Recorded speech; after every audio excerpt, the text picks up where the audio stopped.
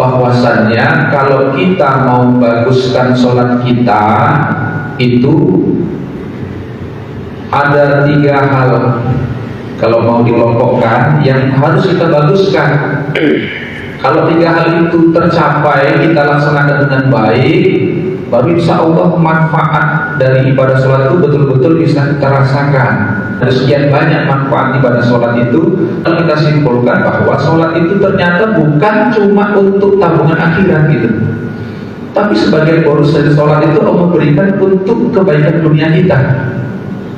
Apa contohnya? Misalnya dalam surah Toha ayat 14, kemudian diperlengkap lagi dengan surah Ar-Ra'd ayat 28. A'udzubillahi minasyaitonir rajim.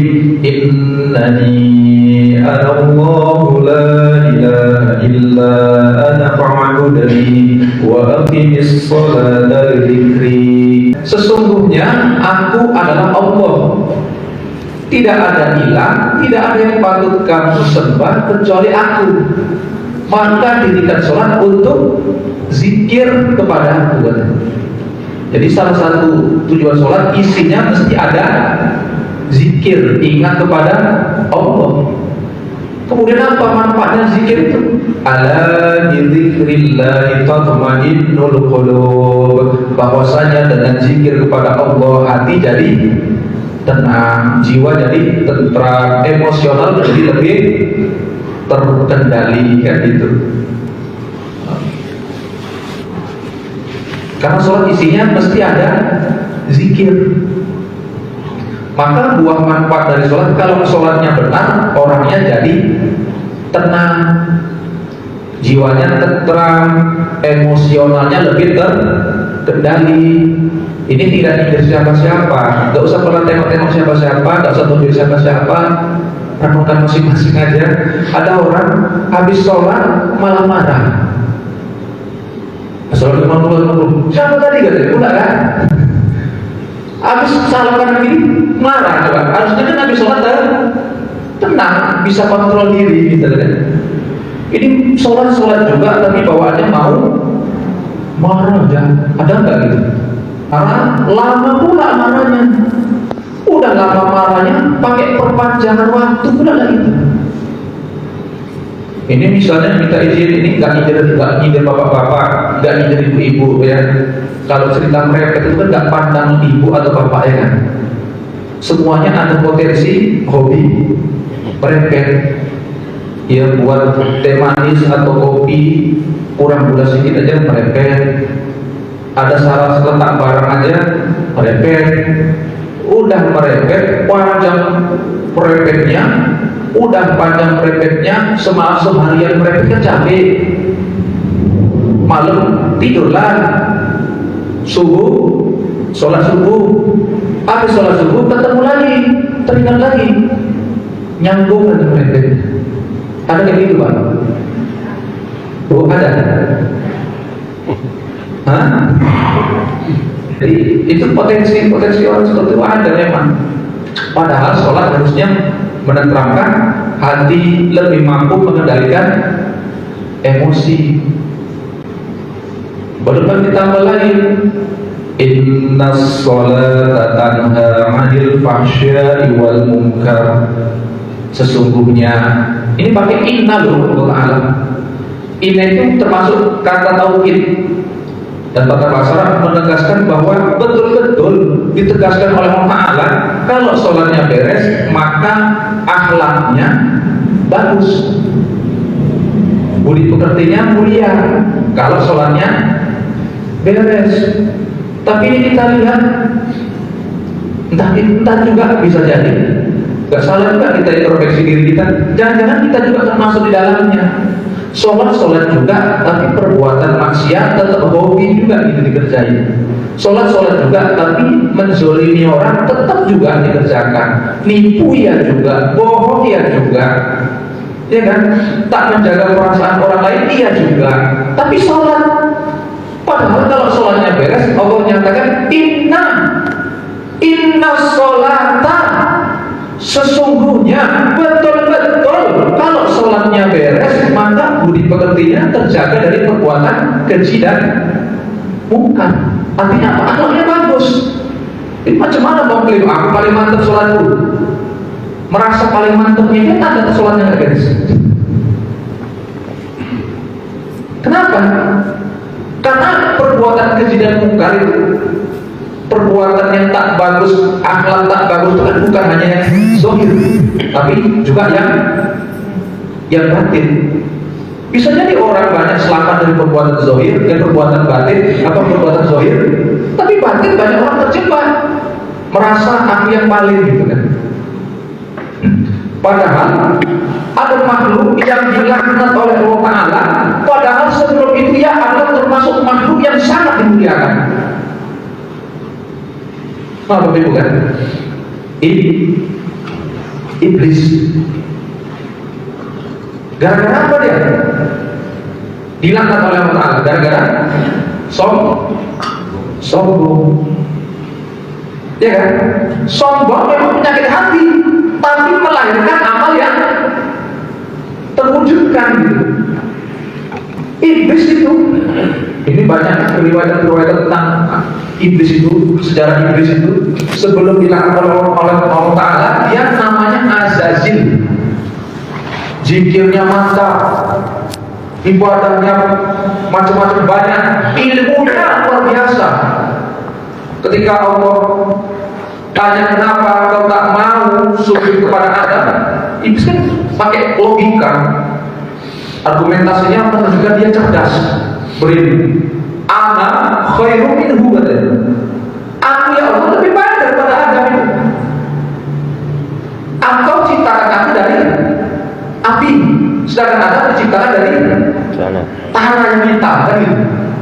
Nah, jadi logika ini jalan, menunjukkan dia cerdas. Nah, tapi semuanya nggak ada apa-apanya. Macam mana pun banyak ibadahnya, macam mana pun kecerdasan ilmunya, nggak ada apa-apanya kalau sombong. Iblis ibadahnya banyak, kabarnya sudah ribuan tahun sudah ibadah kepada Allah Ta'ala. Hebat. Gara-gara sombong Allah keluarkan dari surga. Ini di dunia ini saat ini aneh. Belum masuk surga sudah sombong. Pengen masuk surga milih. Coba, iblis itu kan dosanya awalnya satu kan, gara-gara sombong diusir dari surga. Ini kayaknya bukan satu dua, banyak manusia sombong malah pengen masuk. Yang sudah di dalam saja sombong diusir, apalagi yang belum masuk udah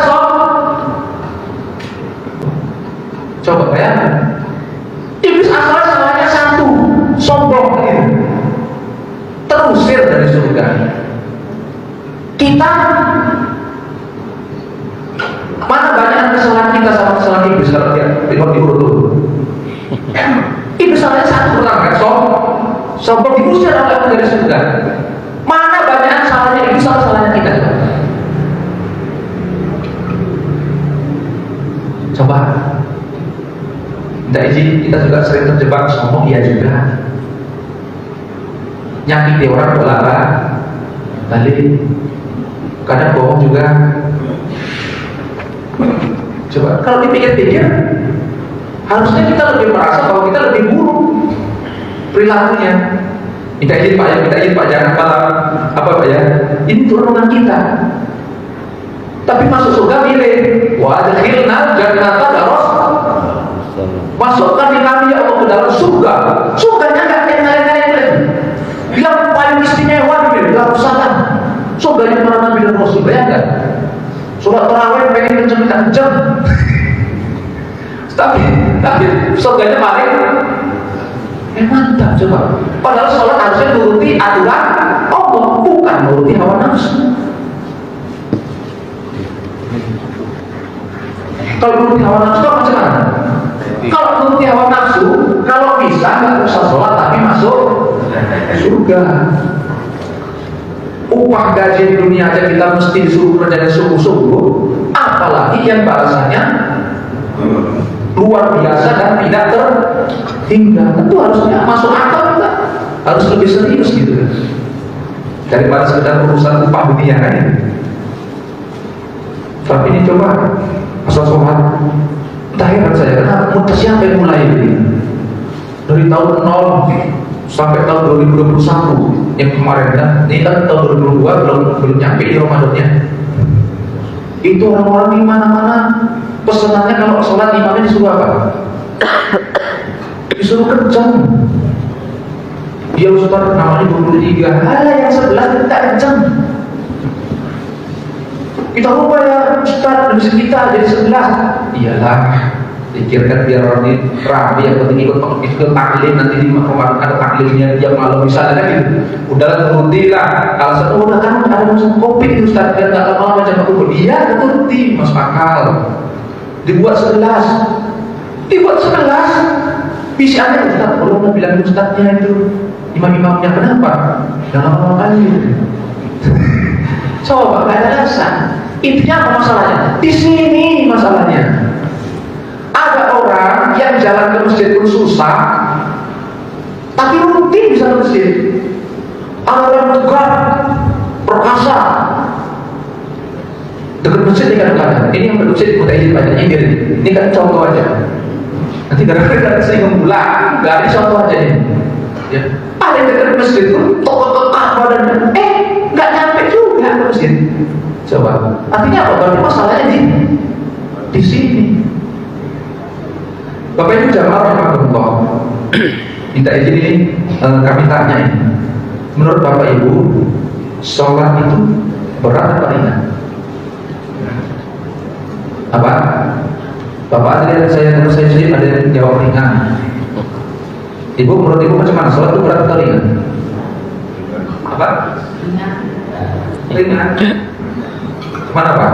Sebagian ada dalam hati jawabnya.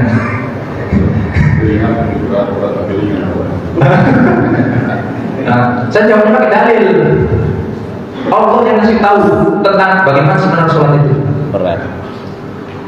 Wasta'inu bis-sabri was-shalah, dan minta tolonglah kamu kepada Allah dengan cara sabar dan sholat. Wa innaha, pakai in lagi, disambung dengan domir kata ganti ha.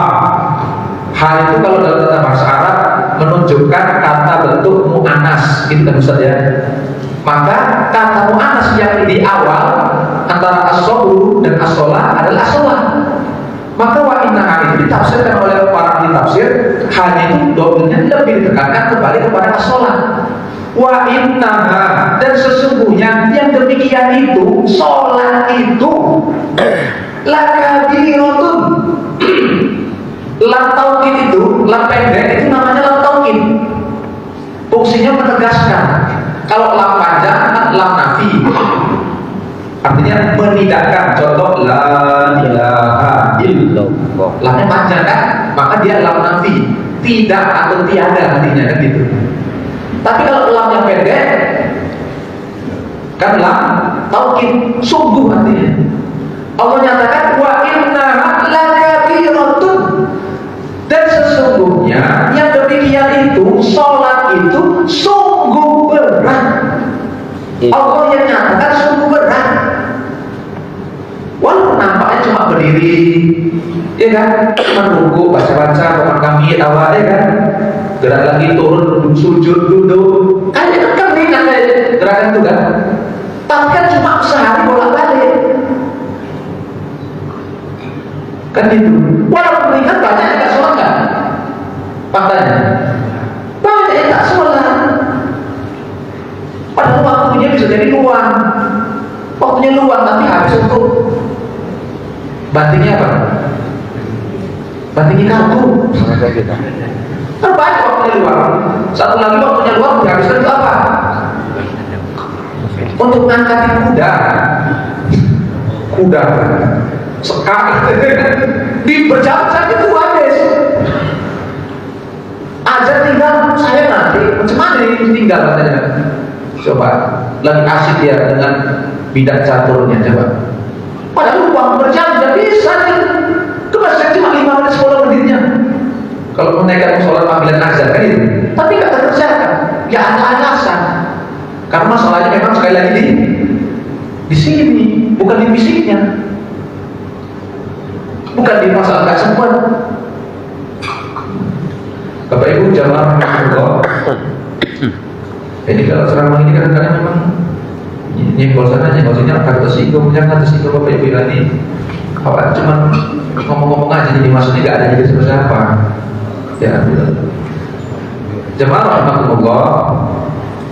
Ya ayyuhalladzina amanu ista'inu bis-sabri was-shalah innallaha ma'as-sabirin. Surah Al-Baqarah ayat berapa itu lupa saya. 153 kan ya. Wahai orang-orang yang beriman, minta tolonglah kamu kepada Allah dengan cara sabar dan sholat. Sesungguhnya Allah beserta orang-orang yang sabar. Berarti minta tolong untuk urusan akhirat iya penting, karena memang akhirat adalah hal yang paling penting untuk kita minta tolong kepada Allah Ta'ala. Tapi akhirat itu kuncinya macam mana kita di dunia. Oleh karena itu berarti kita lebih penting juga minta tolong untuk urusan dunia kita. Dunia yang jangan sampai gara-gara dunia menjerumuskan kita lupa akhirat, kan itu. Berarti apa? Berarti sholat juga sebagai jalan untuk minta tolong untuk urusan akhirat, iya jelas. Tapi juga dia untuk urusan dunia. Tapi manfaatnya bukan cuma akhirat. Jadi keliru, tidak lengkap seseorang kalau urusan agama seolah-olah urusan akhirat saja, enggak.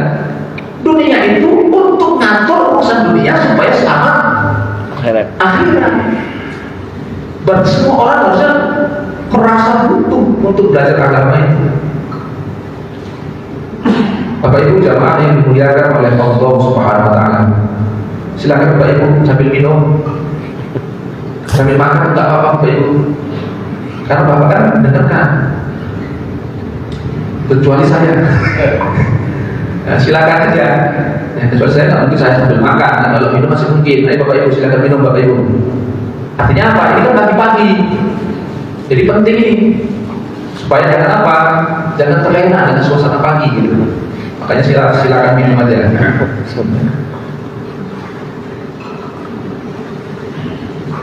Ya.